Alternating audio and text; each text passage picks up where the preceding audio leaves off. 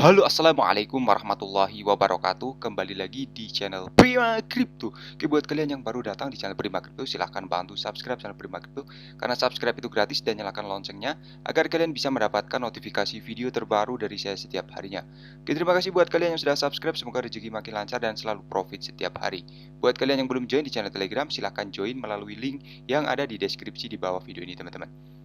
Oke, di kesempatan kali ini kita akan mencoba membahas Baby Dogecoin. Bagaimana kabar kalian, Baby Doge Army?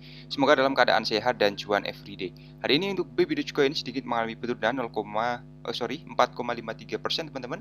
Data dari CoinMarketCap, dan volume perdagangan dalam 24 jam terakhir turun 3,18% teman-teman ya.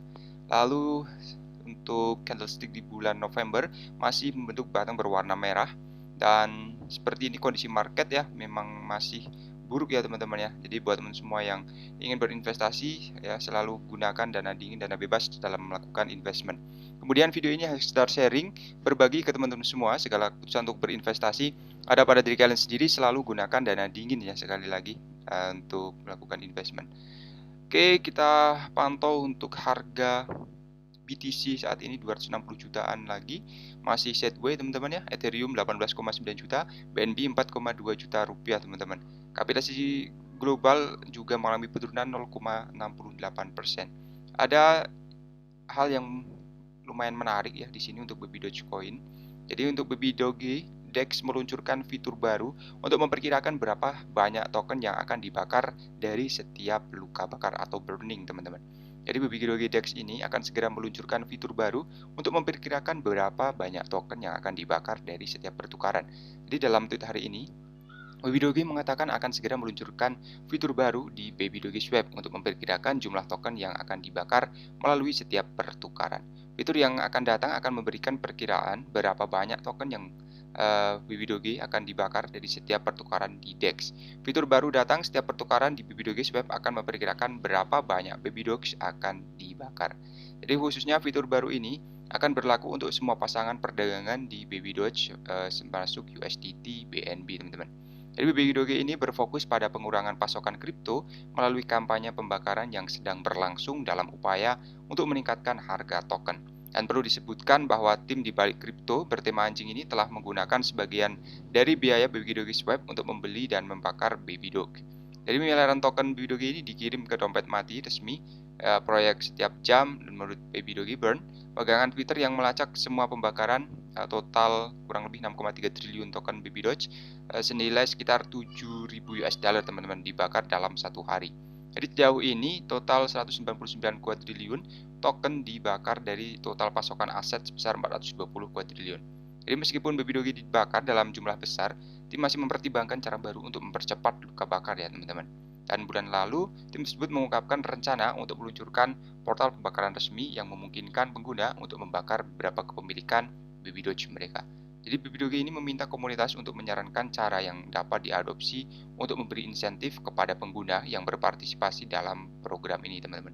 Jadi jika kami membuat portal pembakaran, apa sajakah cara kreatif yang dapat kami berikan ya kepada pengguna untuk membakar lebih banyak token? Gagasan meliputi NFT dan tingkatan NFT yang diterima. Untuk membakar token, kami ingin mendengar ide-ide Anda ya, kata tim Baby Doge. Ya, jadi setelah kemarin sempat dihentikan sementara untuk manual burningnya yang setiap bulan ya, sekarang akan ada gebrakan baru dalam hal mengurangi supply ya teman-teman ya.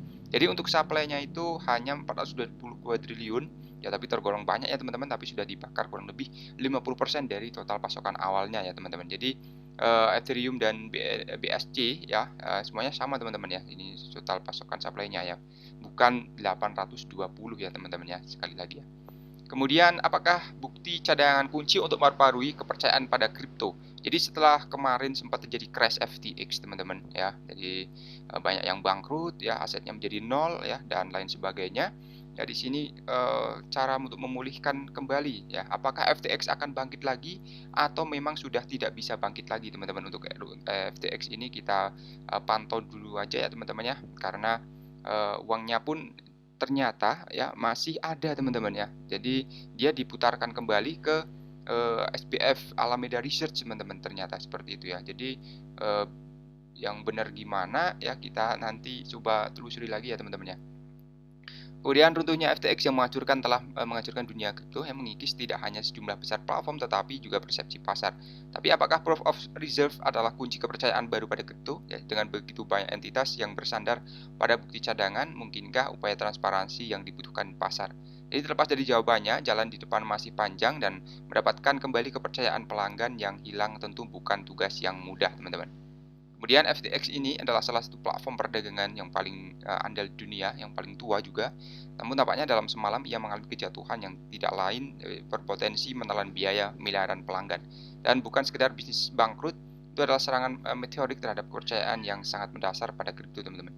Jadi dengan runtuhnya perusahaan, sekarang agak di kaca spion, industri berusaha untuk bangkit kembali. Dan proof of reserve ini telah menjadi langkah pertama bagi banyak yang dalam pengejaran melihat platform bersandar pada tindakan untuk meningkatkan persepsi dan transparansi mereka.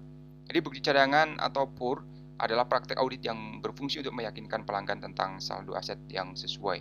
Didefinisikan dengan baik oleh Blockworks sebagai pengguna, bukti kriptografi dan verifikasi kepemilikan alamat dompet publik dikomunikasikan dengan audit pihak ketiga secara berkala, teman-teman.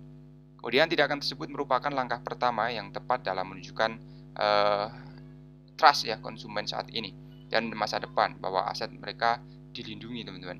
Jadi sebaliknya, meskipun tidak jelas platform non perusahaan, tentu saja merupakan titik awal yang diperlukan di saat seperti ini.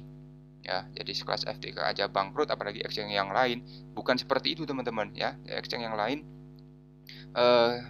jika diaudit bersih ya teman-teman ya, tidak ada kong kali kongnya ya, maka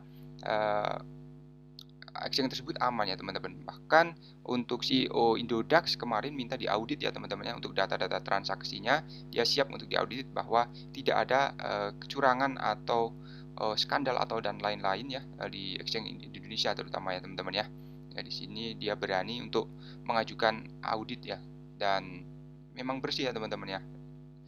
Kemudian untuk jatuhan FTX ini ya telah menjadi tindakan pencegahan oleh platform seperti Leiden Kraken, Crypto.com, Binance. Selain itu, pengaturan mandiri semacam ini diharapkan dapat menjadi vital untuk mendorong pasar kripto keluar dari kegelapan keruntuhan FTX. Lalu Bang, gimana Bang cara untuk lihat exchange yang aman? Ya teman-teman bisa cek aja ya nanti ya, daftar-daftar cek ya, di CoinMarketCap juga ada ya teman-teman. Walaupun ya kadang kita harus pakai VPN ya teman-teman, karena memang ya demi keamanan juga ya teman-teman ya.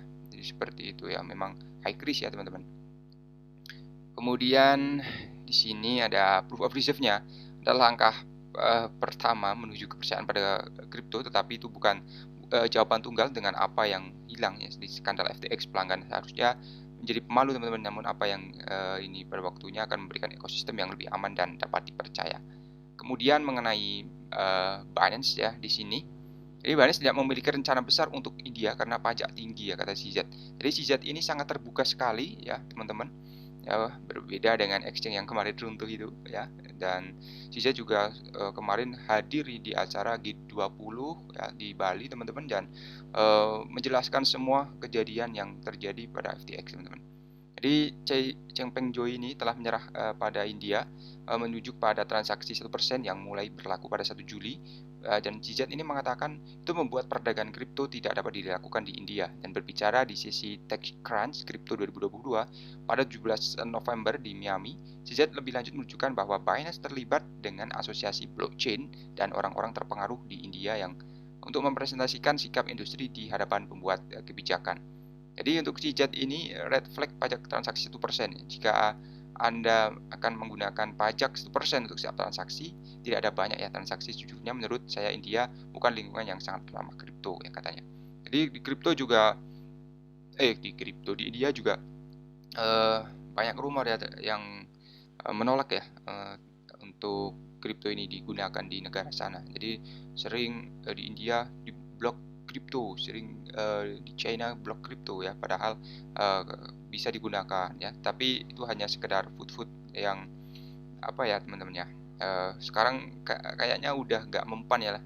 Sekarang mainnya exchange bangkrut seperti itu ya, jadi market ambles, kemudian nanti banyak yang masuk, kemudian recovery lagi seperti itu. Mungkin ini adalah strategi-strategi agar kita dapat harga yang murah teman-teman ya. Jadi memang seperti itu ya teman-teman, kita harus ikuti aja ya. Jadi selama kita berinvest menggunakan dana dingin ya kita tetap akan merasa aman aja teman-teman ya. Tapi tetap berhati-hati ya. Kita harus menunggu, kami sedang bercakap-cakap dengan sejumlah asosiasi industri dan orang-orang berpengaruh dan mencoba menerapkan logika sana. Kami mencoba untuk menyampaikan pesan ini dan kebijakan pajak biasanya membutuhkan waktu lama untuk berubah ya. Jadi itu adalah sedikit mengenai kripto global, kemudian Bitcoin yang sedang menerapkan sistem burningnya ya. Kita tunggu aja hasilnya teman-teman. Oke, sampai di sini dulu pembahasan kali ini. Buat teman semua yang belum subscribe, silahkan bantu subscribe, karena subscribe itu gratis dan nyalakan loncengnya agar kalian bisa dapat notifikasi video terbaru dari saya setiap hari. Terima kasih sudah menonton video ini, share jika bermanfaat. Sampai jumpa di video selanjutnya. Wassalamualaikum warahmatullahi wabarakatuh. Salam profit.